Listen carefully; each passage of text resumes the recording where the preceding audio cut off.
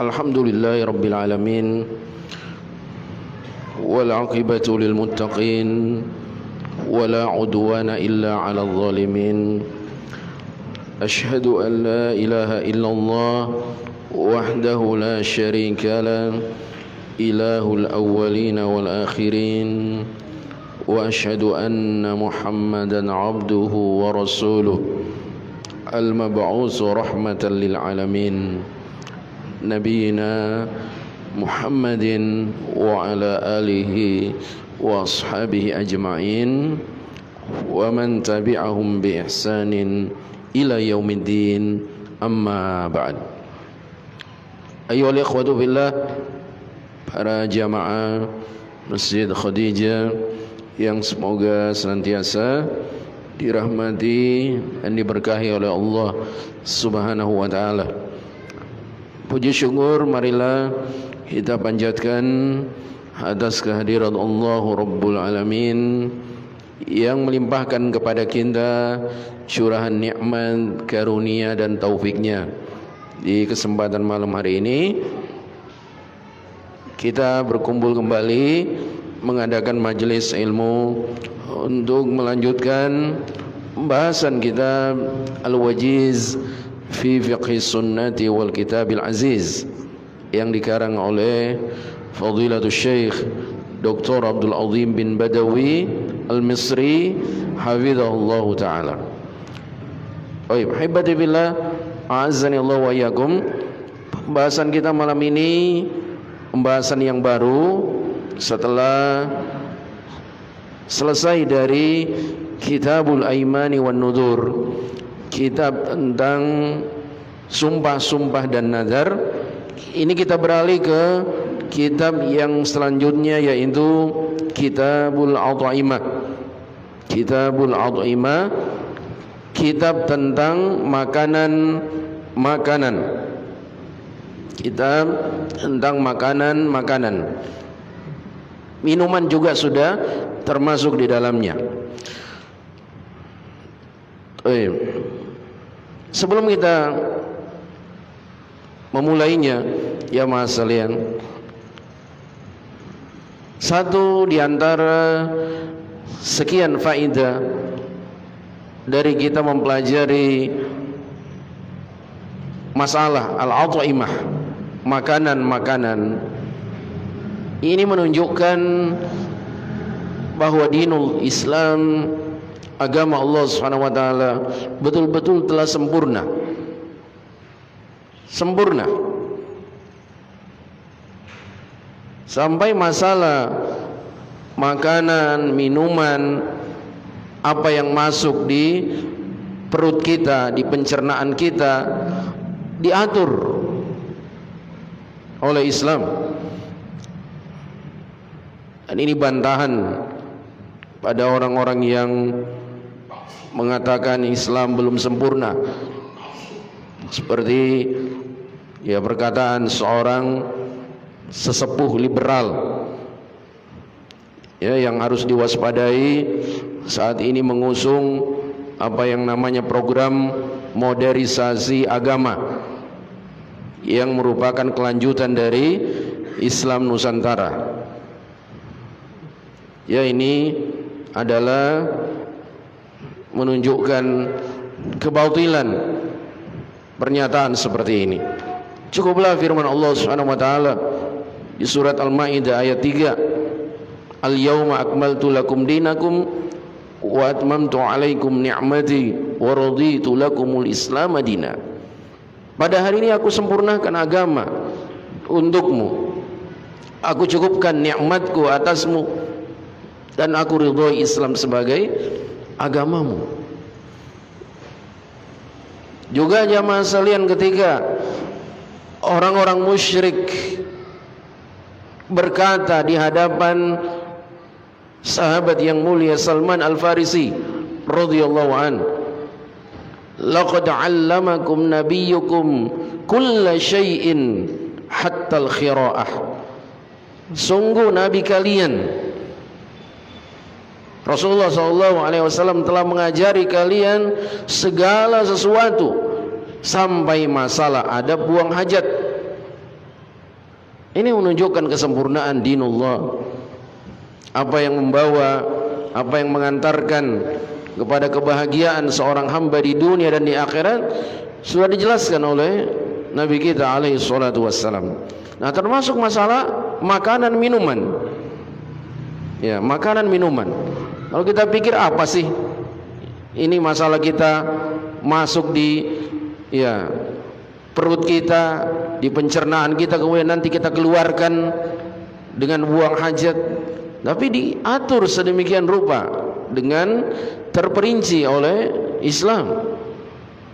Menunjukkan jamaah sekalian betapa luar biasanya agama Allah Subhanahu wa taala, sehingga akan membuat kita semakin bangga, semakin cinta kepada agama Allah Subhanahu wa taala, dan selalu berusaha dan bersungguh-sungguh untuk membela agama Allah Subhanahu wa taala dari upaya orang-orang yang ingin menyesatkan manusia dari jalan Allah Subhanahu wa taala. Nah, baik, ahibati fillah, kita mulai. Qala al-muallif Asy-Syaikh Abdul Azim bin Badawi hafizahullah taala, Kitabul At'imah. Kitabul At'imah. Al-at'imah jam'u ta'am. At'imah bahasa Arab bentuk jamak dari ta'am. Jadi kata tunggalnya, mufradnya adalah ta'am. Makanan. Ta'am artinya makanan. Ya, makhluk hidup jamaah sekalian tentunya membutuhkan makanan seperti hewan, ada makanannya, bahkan jin ya juga ada makanannya, tulang dan kotoran hewan. Ya, tapi bukan itu yang dibahas di dalam Kitabul At'imah ini. Adalah makanan kita. Ini yang kita butuhkan supaya kita tahu mana yang halal dan yang haram. Makanya beliau mendefinisikan al-at'imah jam'u ta'am wa hiya ma ya'kuluhul insanu, yaitu apa yang dimakan oleh manusia, apa yang dimakan oleh manusia, wa yataghazza bihi, dan yang dikonsumsinya minal aqwati wa ghairiha, dari makanan pokok atau yang lainnya. Ya, inilah pengertian at'imah, adalah apa yang dimakan oleh manusia yang dikonsumsinya berupa makanan pokok atau yang lainnya. Wal aslu fiha al-hil. Nah, ini kaidah pertama seputar makanan. Asalnya setiap makanan itu adalah halal. Asalnya setiap makanan yang kita jumpai di muka bumi ini, walaupun kita tidak tahu namanya, ya, baru pertama kali kita memakannya, hukum asalnya adalah halal. Dalilnya qala ta'ala, Allah Subhanahu wa taala berfirman, ya ayyuhan nasu kulu mimma fil ardi halalan thayyiba. Wahai sekalian manusia,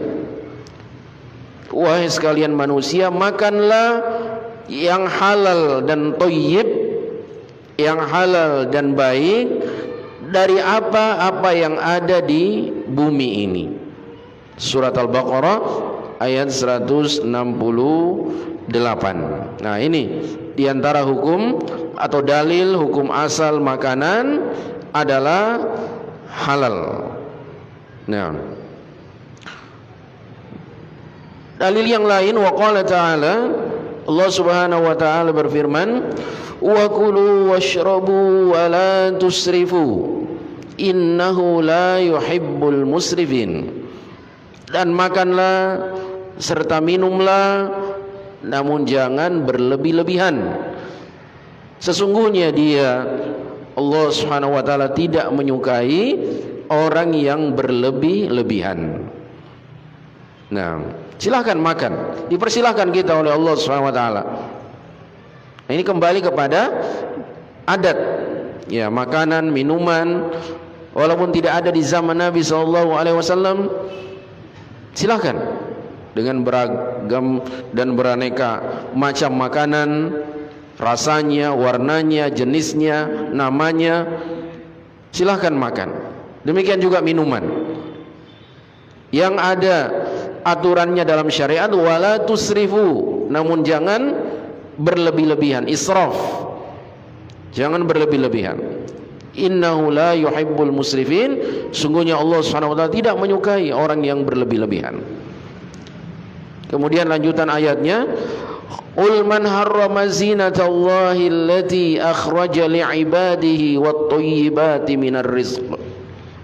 Katakan Muhammad, siapakah orang yang berani mengharamkan perhiasan Allah yang Allah keluarkan untuk hamba-hambanya dan rezeki yang baik?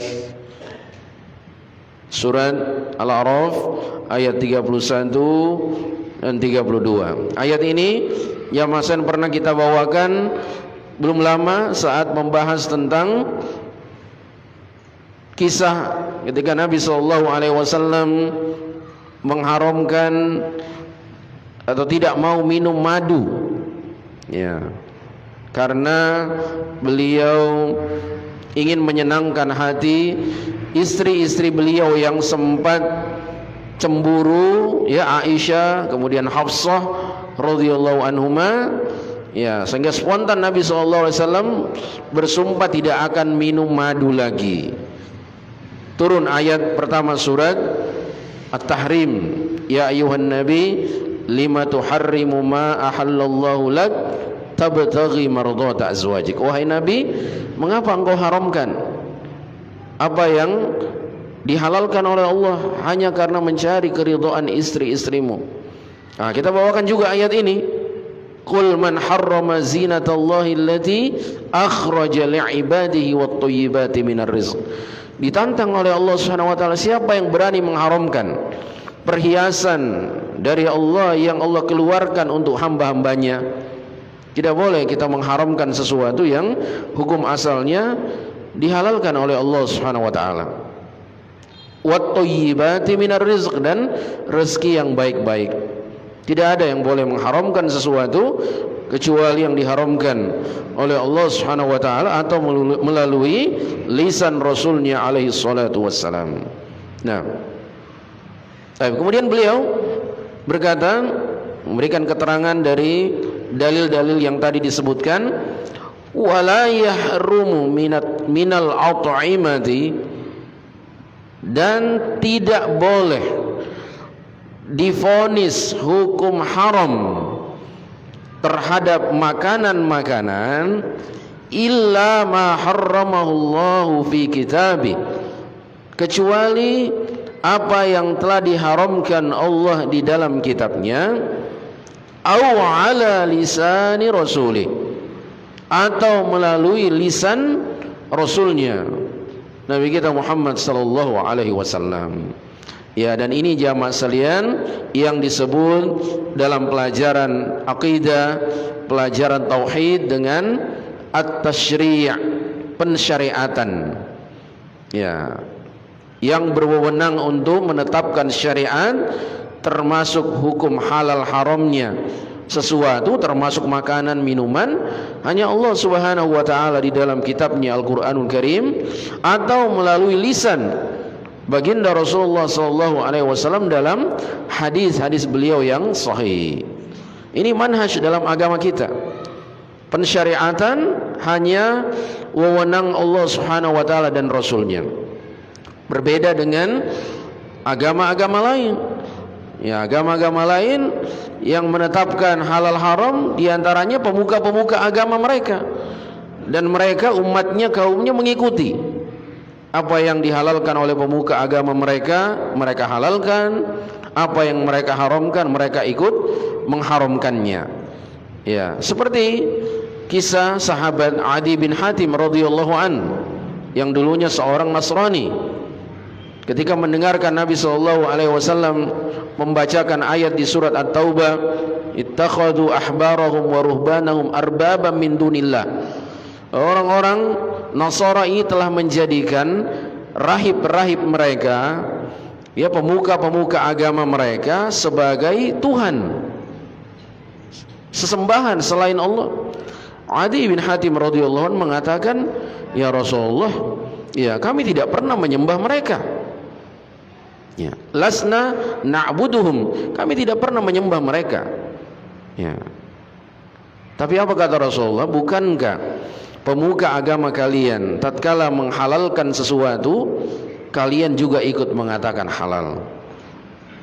Ketika mereka mengharamkan sesuatu, kalian juga ikut mengharamkannya. Fatilka ibadatuhum, itulah makna kalian beribadah kepada mereka.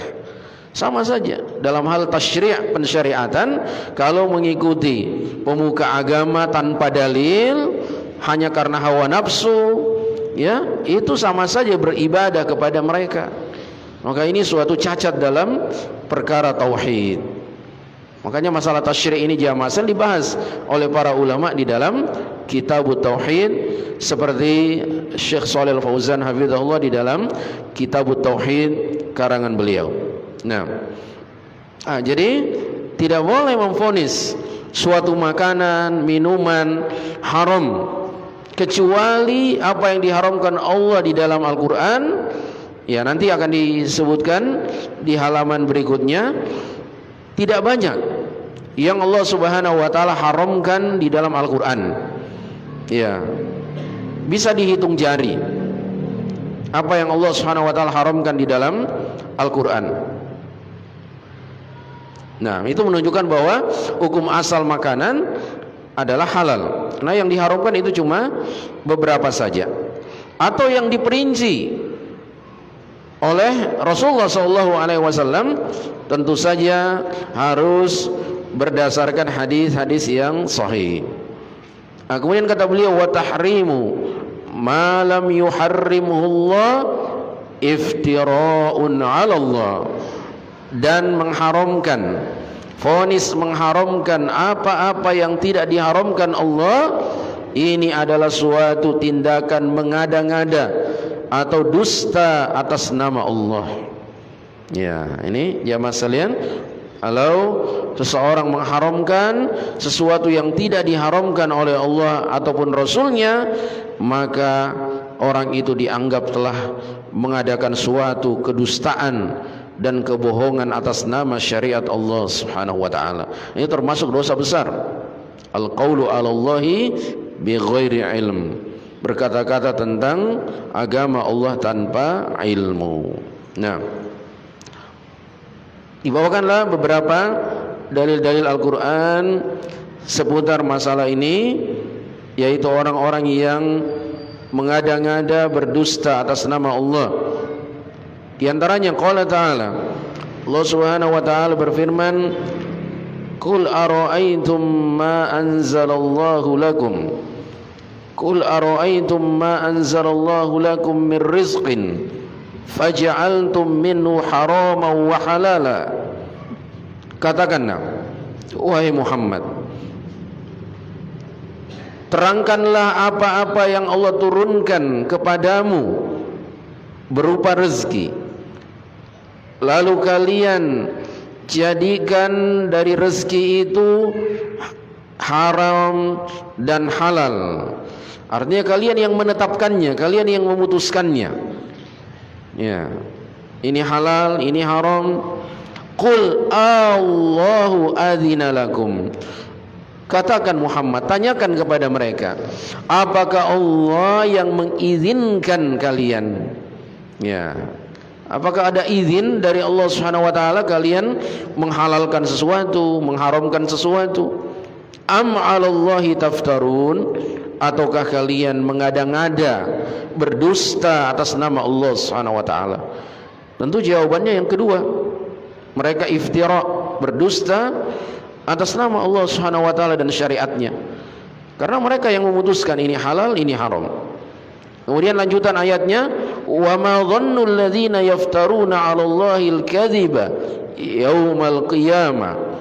Dan apakah dugaan orang-orang yang mengada-ngada berdusta atas nama Allah pada hari kiamat nanti? Yaitu kalau bukan mereka akan mendapatkan azab yang pedih, sebagaimana ayat yang selanjutnya nanti yang dibawakan oleh Syekh Abdul Azim hafizahullah taala. Surat Yunus ayat 59 dan 60. Jadi jamaah sekalian, jelas di ayat ini orang yang memutuskan bahwa ini makanan, ini rezeki halal, ini rezeki haram dari diri mereka sendiri, tidak ada dalilnya, tidak ada pensyariatannya, ini dinyatakan sebagai orang yang telah mengada-ngadakan kedustaan atas nama Allah Subhanahu wa taala, berbohong atas nama Allah Subhanahu wa taala. Seperti jamaah sekalian, orang-orang musyrik di masa jahiliyah, di surat Al-An'am Allah Subhanahu wa taala banyak menceritakan tentang bagaimana mereka memutuskan ini halal, ini haram, itu dari diri mereka sendiri. Ya, tidak ada syariatnya. Contoh, Allah Subhanahu wa taala menceritakan keadaan mereka ketika mereka mengatakan wa qalu hadhihi an'amu wa harthun hijrun la yat'amuha illa man nasha'u biza'mihim. Mereka berkata, orang-orang musyrik ini jahiliyah, binatang-binatang ternak ini dan hasil bumi ini, hasil pertanian, binatang-binatang ternak ini dan hasil bumi ini tidak boleh dimakan illa man nasya'u biza'mihim, kecuali bagi orang yang kami kehendaki, biza'mihim, dengan dugaan mereka, persangkaan mereka. Jadi mereka mengatakan ini boleh dimakan oleh kelompok ini atau golongan ini tidak boleh, itu biza'mihim kata Allah, bukan wahyu yang turun, bukan ada dalil pensyariatannya, tapi biza'mihim, dengan persangkaan dan dugaan mereka. Ya. Kemudian di ayat selanjutnya di surat Al-An'am itu Allah Subhanahu wa taala sebutkan contoh apa yang mereka atur sendiri untuk diri mereka. Wa qalu ma fi butuni hadhil an'am. Mereka berkata, apa yang ada di perut hewan ternak ini khalisatul lidzukurina wa muharramun ala azwajina, boleh untuk laki-laki, kaum laki-laki di antara kami, tapi haram untuk istri-istri kami. Ya, yaitu jamaah sekalian, kalau hewan ternak di perutnya ada janin, ya, kemudian induknya ini disembelih, kalau keluar janinnya tadi dalam keadaan hidup, ini boleh dimakan khusus untuk kaum laki-laki mereka, khalisatul lidzukurina, tapi wa muharramun ala azwajina, haram untuk istri-istri kami. Ya, bayangkan dia, ini mereka yang atur sendiri seperti itu. Ya, mereka yang atur sendiri kalau janinnya, ya, induknya disembelih, ya, janinnya dikeluarkan dan masih hidup, boleh dimakan, tapi untuk laki-laki mereka. Perempuannya termasuk istri-istri mereka tidak boleh. Tapi selanjutnya kata Allah Subhanahu wa taala menceritakan keadaan mereka, wa iyyakum maitatan, namun jika janin ini di perut induknya ini ternyata keluar dalam keadaan mati, fahum fihi syuraka, maka mereka boleh makan semua, laki-laki perempuan boleh makan semua. Dari mana ini mereka atur-atur seperti ini jamaah sekalian? Itu tadi ayat sebelumnya, biza'mihim, dari persangkaan mereka, ya, bukan dari aturan Allah Subhanahu wa taala. Inilah yang Allah sebutkan di ayat ini, iftira'un 'ala Allah, berdusta dan mengada-ngada atas nama Allah Subhanahu wa taala. Nah, kita lanjutkan. Wa qala ta'ala, dalil berikutnya Allah Subhanahu wa taala berfirman, wala taqulu lima tasifu alsinatukumul kadhiba, dan janganlah kalian mengatakan terhadap apa yang disifatkan oleh lisan-lisan kalian secara dusta, hadza halalun wa hadza haram, ini halal, ini haram, ya. Tapi secara dusta, mengada-ngada, dilarang oleh Allah Subhanahu wa taala. Jangan ikuti apa yang diucapkan oleh lisan-lisan kalian, lalu memutuskan, menetapkan ini halal, ini haram, litaftaru 'alallahil kadhib, karena kalian mengada-ngada, berdusta atas nama Allah. Nah, ini yang dikatakan orang yang seperti ini, dia masalahnya orang yang telah mengada-ngada, membuat suatu kedustaan, kebohongan atas nama Allah. Innal ladzina yaftaruna 'alallahil kadhiba la yuflihun, sesungguhnya orang-orang yang berdusta atas nama Allah, mereka tidak akan beruntung.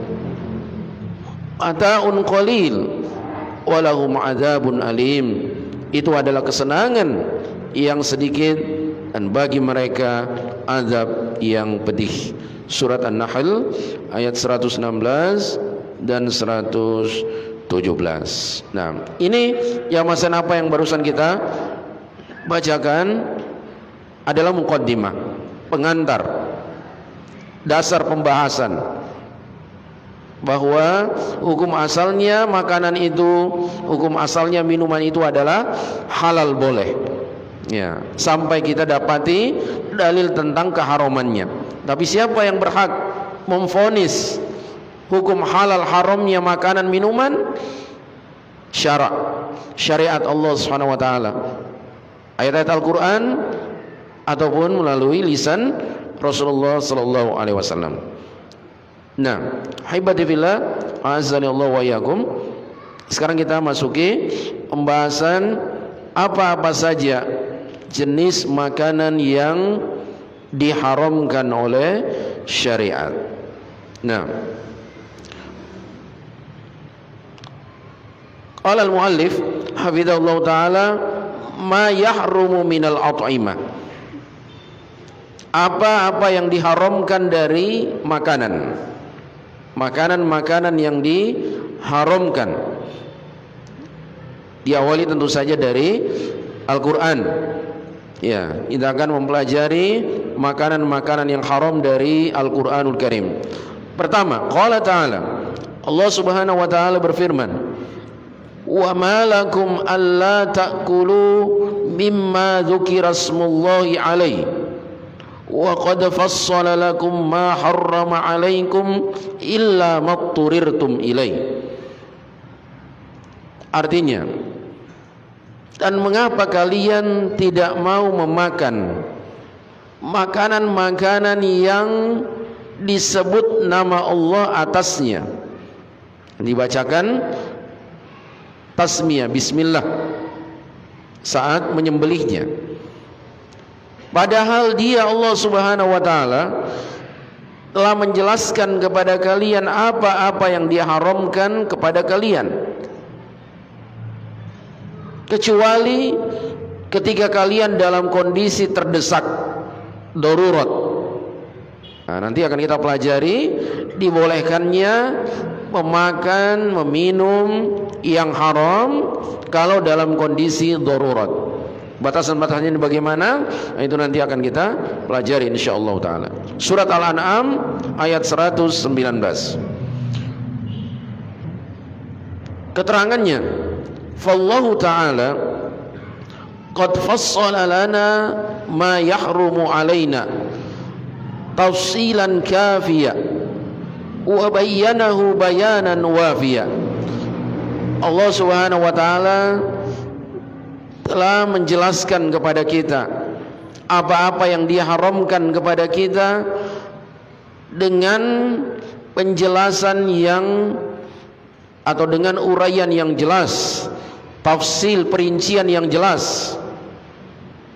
Ya, dijelaskan Dia masalahnya pada ayat-ayat berikutnya. Nanti Allah jelaskan satu persatu jenis makanan yang hukumnya haram dengan tafsil, dengan perincian yang jelas.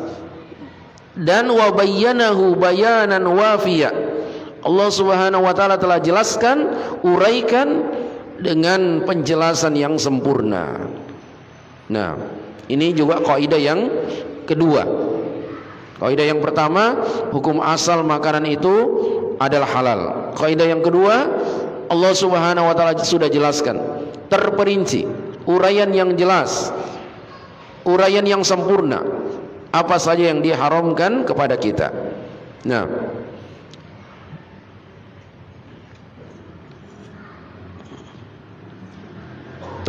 qala ta'ala, Allah Subhanahu wa taala berfirman, hurrimat alaikumul maitatu, diharamkan bagi kalian, pertama, bangkai, al-maitah, diharamkan bagi kalian bangkai, ya, yaitu semua hewan yang mati tidak melalui proses penyembelihan yang syar'i. Al-maitah nanti lebih terperincinya nanti akan dijelaskan pada pembahasan-pembahasan selanjutnya. Waddam, darah, ya. Makanya pernah kita juga menjelaskan atau menyampaikan fatwa ulama, ya. Biasa seorang tatkala berdarah, tangannya, ya, tergores silet misalnya atau pisau, ya, kemudian dia isap, ya, itu tidak boleh. Nah, fatwa lajnah daimah, ya, tidak diperbolehkan. Itu berarti sengaja dia meminum darah yang sudah diharamkan berdasarkan ayat ini dan banyak ayat-ayat yang seperti ini. Hurrimat alaikumul maitatu waddam, dan darah, ya. Berikutnya, walahmul khinzir, dan daging babi. Nanti ada perinciannya juga. Ini yang ketiga.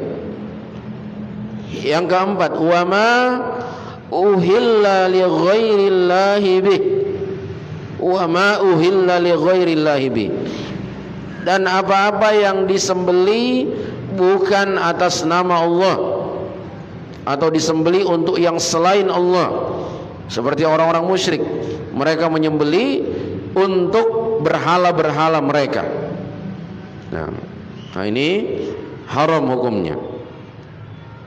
Berikutnya, wal munkhaniqatu, yang mati karena dicekik.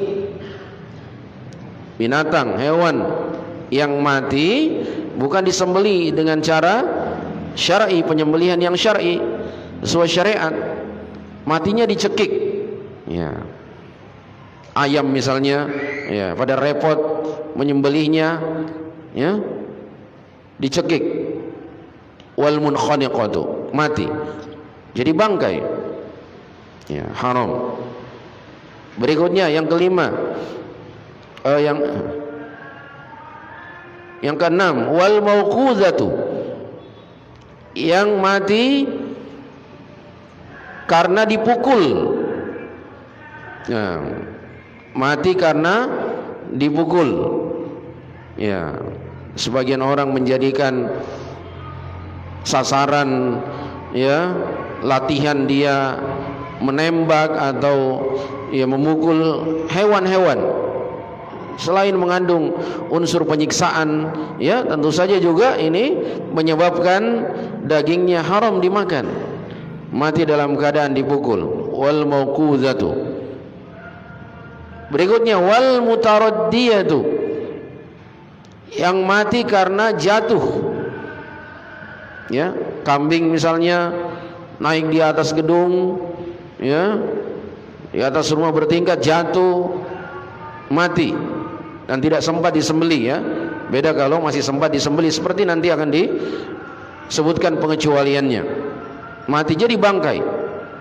Wal mutaraddiyatu, yang mati karena jatuh. Yang berikutnya wan natihatu, dan mati karena ditanduk, diseruduk. Ya, kambing misalnya berkelahi, ya, dengan temannya, mati karena diseruduk sama kambing lain dan tidak sempat disembelih, jadi bangkai, haram. Berikutnya wama akalas sab'u, dan apa yang diterkam oleh binatang buas. Yang mati diterkam oleh binatang buas. Nah, ini beberapa yang Allah Subhanahu wa taala sebutkan dari makanan-makanan yang diharamkan. Tapi yang disebutkan ini, yang mati karena dicekik, ya, mati karena dipukul, mati karena ditanduk, mati karena jatuh dari tempat yang tinggi, dan juga yang diterkam binatang buas, illa ma zakkaitum, bisa jadi halal jika kalian sempat menyembelihnya. Ya, ada ayam ditabrak motor misalnya, ya, kambing ditabrak mobil, ya, kalau masih sempat disembelih, ya, jadi halal, jadi halal. Nah, Allah kecualikan di sini illa ma zakkaitum, kecuali yang sempat kalian sembelih, maka itu hukumnya halal. Kemudian dilanjutkan lagi oleh Allah Subhanahu wa taala dari makanan yang diharamkan, wa ma dzubiha 'alan nusub, wa ma dzubiha 'alan nusub, dan yang disembelih untuk berhala sebagai pemujaan, ya, orang-orang musyrik, atau tumbal sesajian, ya, yang disembelih untuk selain Allah Subhanahu wa taala. Nah, ini haram. Nah, berarti disembelih bukan atas nama Allah Subhanahu wa taala. Nah, inilah beberapa makanan-makanan yang diharamkan. Kemudian Allah Subhanahu wa taala sebutkan juga salah satu jenis yang diharamkan tapi tidak berkaitan dengan makanan, wa antastaqsimu bil azlam, dan kalian mengundi nasib, meramal nasib dengan anak panah. Ya, biasa orang-orang musyrik meramal nasibnya, untung ruginya, sial atau untungnya itu dengan cara mengundi anak panah. Mereka sebelum berangkat bersafar, ya, sebelumnya sudah menyimpan anak panah di suatu tempat. Biasanya 3 anak panah, ya, tidak, dan 1 kosong. Ya, jadi sebelum mereka berangkat bersafar, bepergian, mereka ambil anak panah itu tanpa melihatnya, secara acak. Ya, kalau yang ditarik anak panah yang bertuliskan, ya, jadi lanjut, nah, mereka berangkat. Tapi kalau ngambilnya anak panah yang tulisannya tidak, ya berarti tidak boleh berangkat. Atau kalau yang diambil yang kosong, tidak ada tulisannya, terserah dia, ya, mau jadi berangkat atau membatalkannya. Itu namanya mengundi nasib atau meramal nasib dengan anak panah. Allah mengatakan dzalikum fisqun, meramal atau mengundi nasib dengan anak panah itu adalah suatu tindakan kefasikan. Surat Al-Maidah ayat 3. Nah, maka ahibati fillah azanillahu wa iyyakum, ini di ayat ini Allah Subhanahu wa taala sebutkan beberapa yang dia haramkan untuk kita dengan tafsil, dengan terperinci.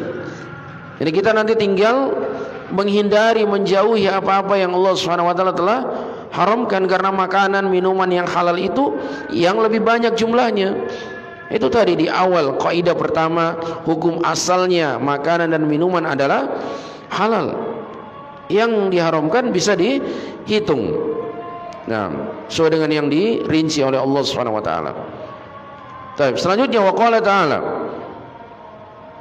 dan Allah Subhanahu wa taala berfirman,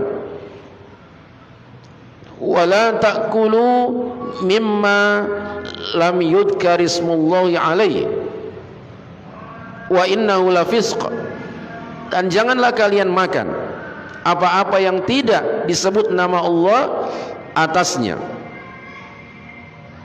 Nah, ini termasuk yang diharamkan. Kalau di ayat sebelumnya tadi yang dipersembahkan untuk selain Allah, yang ditujukan untuk selain Allah, kalau ini tambahan di antara makanan yang diharamkan adalah yang tidak disebut nama Allah atasnya. Nah, yang tidak disebut nama Allah atasnya. Nabi SAW datang dengan petunjuk sunnah beliau. Ketika kita akan menyembelih, wajib kita membaca bismillah, dan sunnah kita tambahkan dengan wallahu akbar, dan dengan doa-doa yang lainnya. Misalnya ketika akan berkurban, ya, atau juga akikah dan yang lainnya. Yang wajib adalah kita menyebutkan bismillah, menyebut nama Allah Subhanahu wa taala. Wa innahu lafisq, tindakan ini, seseorang memakan sesuatu yang tidak disebut nama Allah atasnya, adalah suatu perbuatan kefasikan, yaitu keluar dari ketaatan kepada Allah Subhanahu wa taala. Surat Al-An'am ayat 121. Nah, baik, ahibati fillah, azanillahu wa iyyakum. Mungkin ini dulu yang bisa kita sampaikan dari rincian makanan-makanan yang diharamkan oleh Allah Subhanahu wa taala di dalam Al-Qur'an. Masih ada kelanjutannya insyaallah taala, kita sambung pada pembahasan di kesempatan yang akan datang.